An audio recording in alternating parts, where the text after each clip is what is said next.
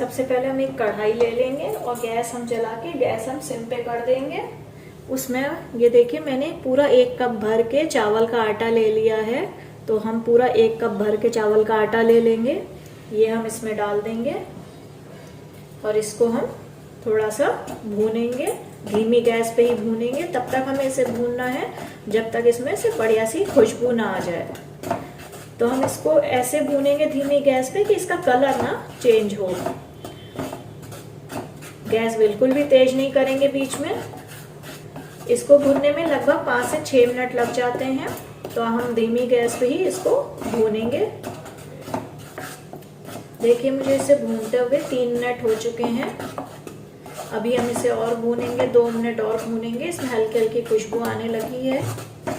चावल का आटा आपको इजीली मार्केट में किसी भी ग्रोसरी शॉप पे आसानी से मिल जाएगा। इसकी पिन्नियाँ बहुत ही स्वादिष्ट लगती हैं। आप एक बार बनाएंगे तो आपका बार बार बनाने का मन करेगा। देखिए मुझे इसे भूनते हुए 5 मिनट हो चुके हैं। अब मैं इसमें आधा कप डेसिग्नेटेड कोकोनट डाल रही हूँ, नारियल का बुरादा। ये भी आपको मार्केट में किसी भी ग्रोसरी शॉप पे आसानी से मिल जाएगा। तो ये हम इसमें डाल देंगे। ये भी साथ में भुन जाएगा।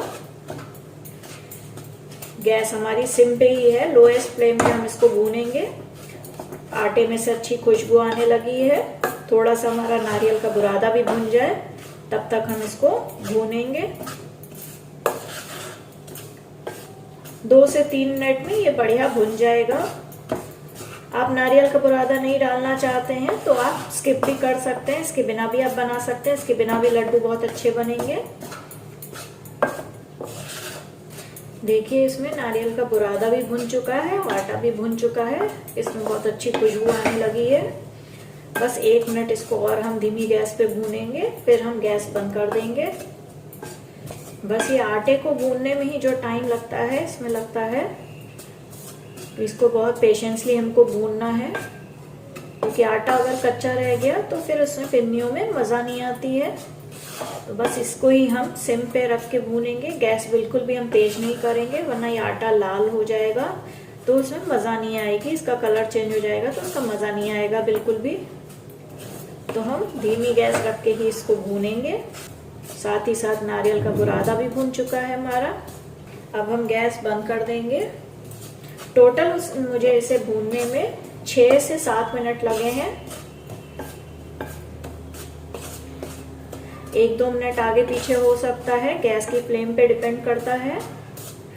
अभी ये गरम है इसलिए मैं इसको बराबर से चलाती जा रही हूँ। अब हम इसमें 4 टेबलस्पून घी डालेंगे। ये मैं देसी घी डाल रही हूँ। 1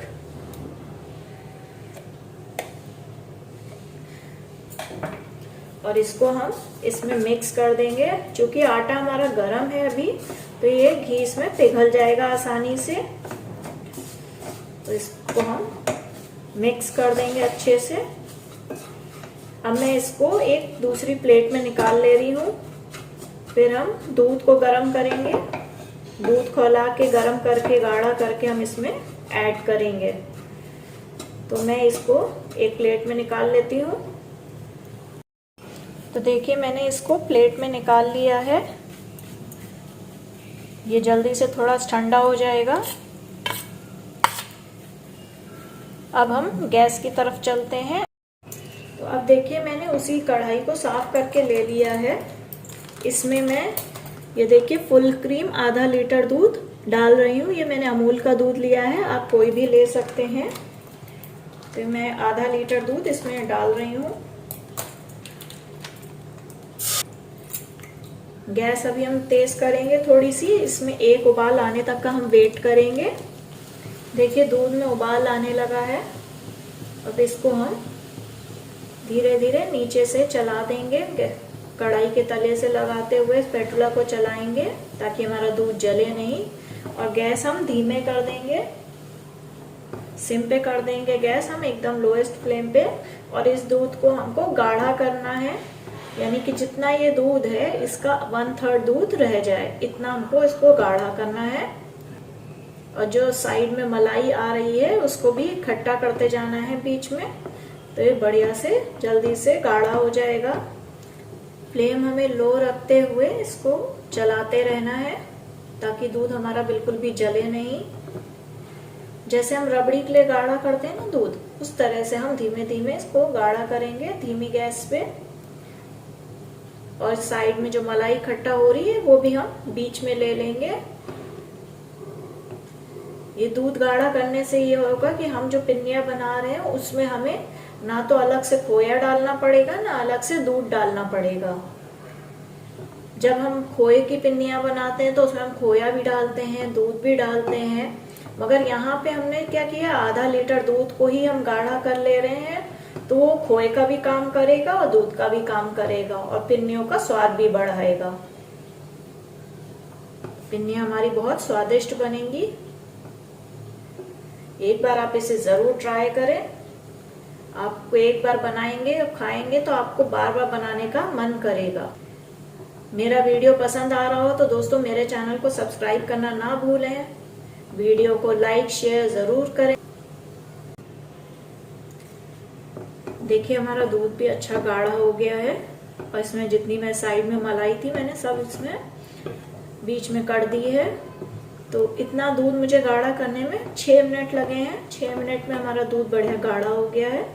देखिए अच्छा गाढ़ा हो गया है, 1/3 रह गया है।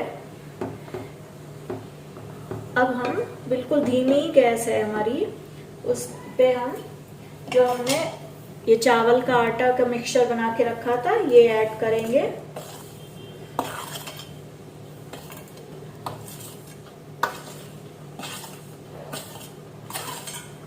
इसको इसमें मिक्स कर देंगे और गैस को अब हम बंद कर देंगे।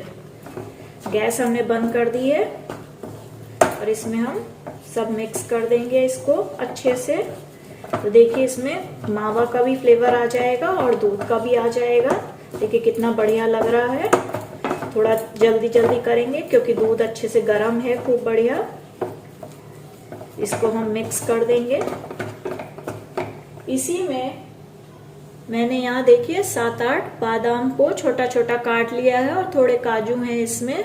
तो आप ड्राई फ्रूट्स अपने चॉइस के अकॉर्डिंग कोई भी डाल सकते हैं। मैंने बादाम और काजू डाला है। इसमें आप किशमिश भी डाल सकते हैं, पिस्ता भी डाल सकते हैं। ये हम मिक्स करेंगे और इसी के साथ हम इसमें इलायची पाउडर ऐड करेंगे। तो ये देखिए मैंने आधा चम्मच के करीब इलायची पाउडर ले लिया है। ये टोटली ऑप्शनल है, आप अगर डालना चाहें तो डालें, अदरवाइज आप स्किप भी कर सकते हैं। इसको मिक्स कर देंगे अच्छे से और इसको थोड़ा सा ठंडा हो जाने देंगे, तब हम इसमें मीठा ऐड करेंगे। अभी तक आपने देखा होगा मैंने इसमें मीठा नहीं ऐड करा है बिल्कुल भी। तो थोड़ा सा ये ठंडा हो जाएगा तब हम इसमें मीठा ऐड करेंगे, क्योंकि एकदम गर्म में कर देंगे मीठा ऐड तो वो एकदम गीला गीला हो जाएगा। तो थोड़ी देर इसको हम ठंडा होने देंगे 5 मिनट के करीब। जब हल्का गर्म रह जाएगा तब हम इसमें, तो ये देखिए अब हमारा हल्का ठंडा हो चुका है। इसको मैं छू पा रही हूँ।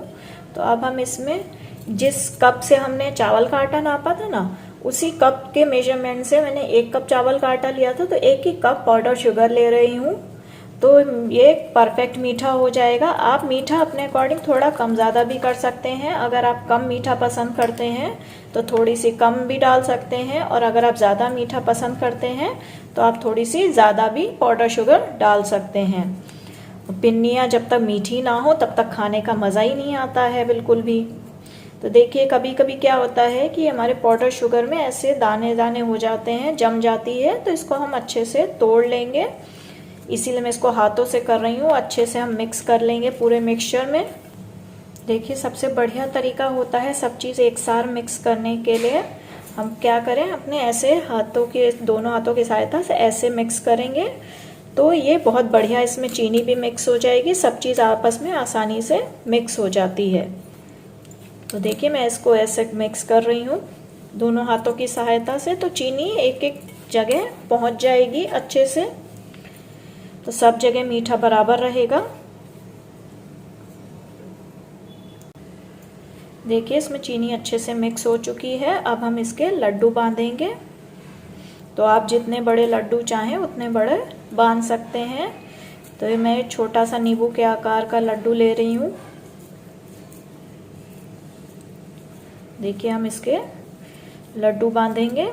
आप एक हाथ से भी बना सकते हैं, दोनों हाथ से भी बना सकते हैं।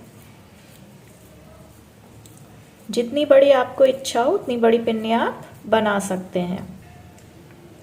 तो देखिए हमारी पिन्नियाँ रेडी हो गई हैं। ऐसे ही हम सारी बना लेंगे। एक और मैं आपको दिखाती हूँ बना के। ऐसे हम इकट्ठा करेंगे और फिर इसको एक लड्डू का शेप दे देंगे। साइज आप अपने अकॉर्डिंग छोटा बड़ा कर सकते हैं, जैसा आपको पसंद हो। और बहुत आसानी से बन जाते हैं।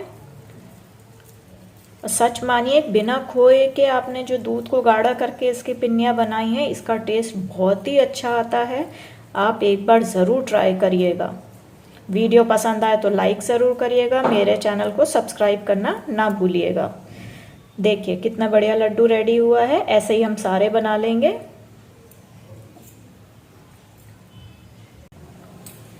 देखिए मैंने सारी पिन्नियाँ रेडी कर ली हैं।